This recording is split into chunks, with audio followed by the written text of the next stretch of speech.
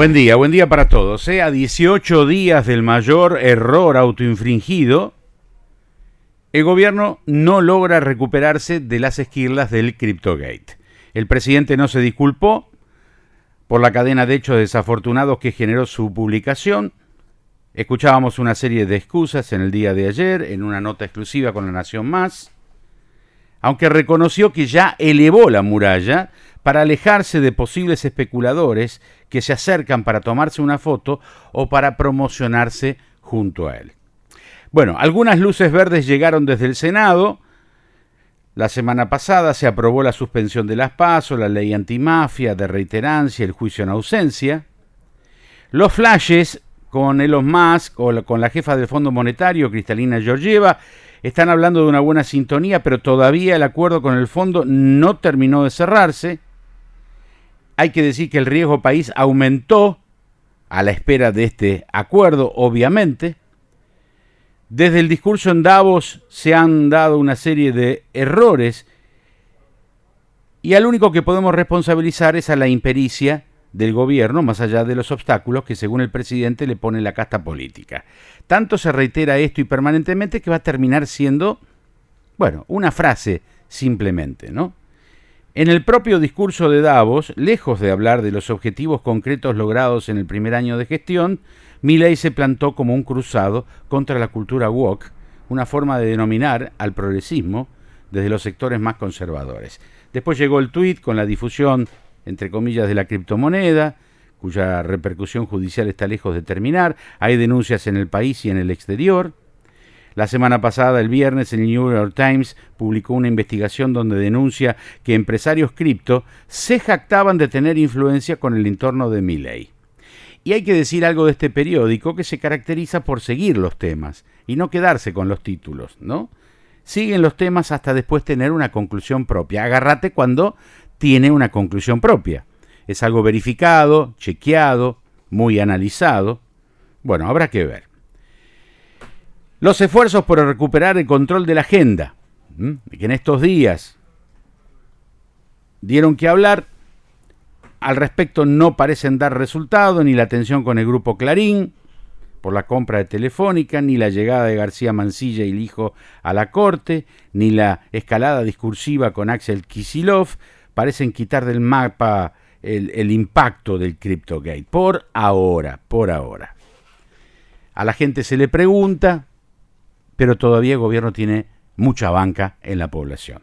Y más allá de la importancia institucional, el debate sobre el hijo y García Mansilla, o la apertura de sesiones del día de ayer, y ya vamos a dedicarnos a analizar en detalle, no tiene el impacto popular de la ola de inseguridad de la provincia de Buenos Aires, por ejemplo, lo que ocurre en el distrito gobernado por Kicillof, que es absolutamente palpable, los casos que se repiten día a día y tal vez las historias como la de Kim Gómez, ¿no? Esta nena de 7 años que murió tras ser arrastrada 15 cuadras cuando 2 menores de edad robaron un auto.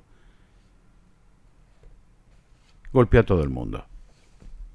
El caso tiene todas las falencias de un sistema que no funciona. Policías que no hacen prevención, al ser menores los acusados parecen considerarse impunes, y el sistema judicial también falló. El acusado de 17 años tenía antecedentes y había sido dejado libre por una fiscal que ahora, desde otro sector político, buscan remover. En este escenario se dan los cruces entre Milei y Kicillof. El presidente habló de intervenir la provincia, le pidió que renuncie, una barbaridad. El gobernador responsabilizó al presidente del narcotráfico, otra barbaridad, y dijo que lo va a denunciar penalmente por hablar de intervención. El periodismo, que parece dejar a Rosario de lado, la estigmatización ahora, quizás por intereses políticos, pasa a poner la lupa en la provincia de Buenos Aires. La violencia no nació ayer en la provincia de Buenos Aires. 17 millones de personas en ese conurbano, todos los días. Hay que ver todos los días cómo se vive como el diablo. La violencia se enseñorea en esas calles y el periodismo parece haberla descubierto ahora. Dejaron a Rosario de lado. Más allá de la mejora de nuestros números que supimos conseguir en la provincia de Santa Fe, ahora el foco está en la mayor provincia Argentina, que de golpe exhibe violencia, muerte, delito, etc. Digo, nadie es inocente en todo esto. Y lo veníamos anunciando, lo veníamos diciendo. Lo más fácil en algún momento determinado, porque miren, no vamos a hablar de sobrado, vamos a hablar de periodismo cómodo. El periodismo cómodo es aquel que toma la decisión de venir a Rosario en 2 horas y media, por ejemplo, una autopista, no hay muchos obstáculos, salvo que algún que otro bachecito, tomamos una birra en Boulevard Oroño, vemos las chicas más lindas del país y está bueno cubrir la información desde Rosario. Esa es la fácil, la cómoda.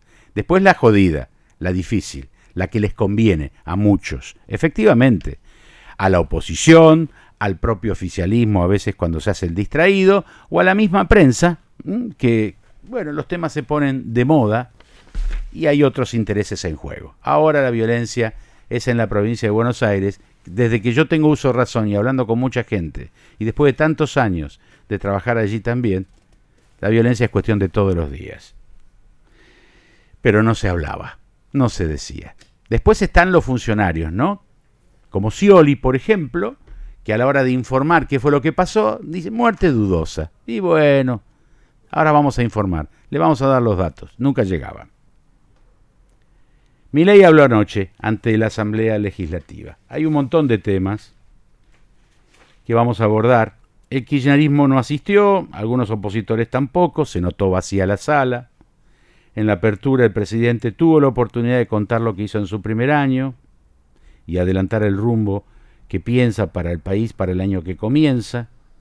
Algunos dicen que se desaprovechó la oportunidad, otros que no había mucho más que anunciar que lo que se estaba viendo, ¿no? Y que lo que está en juego es ese acuerdo con el fondo, que es lo que le daría sostenibilidad a este proceso económico de aquí hasta las elecciones como mínimo.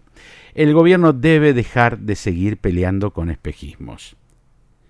¿Qué quedó de manifiesto en el día de ayer? Algo que tapó la mismísima presencia del presidente, que también embromó a la prensa, las arrinconó en un costadito, como si nadie se iba a dar cuenta que faltaban tantos diputados y tantos invitados que no asistieron. El incidente Santiago Caputo, Facundo Manes. Le sacó protagonismo a la información. Las imágenes que se ven parecen de un matón que viene mascando chicle y que le dijo en principio, ya vas a ver quién soy yo, te voy a tirar todo el Estado encima. Manes dice que va a hacer una denuncia penal. Sobre las cosas que habló el presidente, bueno, tenemos audios de los 4 costados.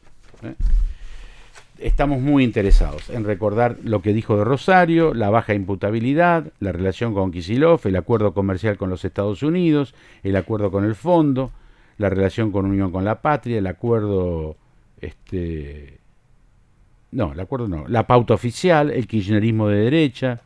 Se dirigió a Manes concretamente, Manes le mostraba la Constitución y dicen que allí empieza parte del escándalo. Todo está por verse, señora, señor. Vamos a ver cómo sigue este gobierno, vamos a ver cómo sigue la situación política en la Argentina. Estaba García Mansilla sentadito, el nuevo juez de la Corte, se lo vio exultante, y siempre nos hacemos la misma pregunta, ¿por qué lo del hijo? Ahora hay algunas conclusiones, son bastante temerarias.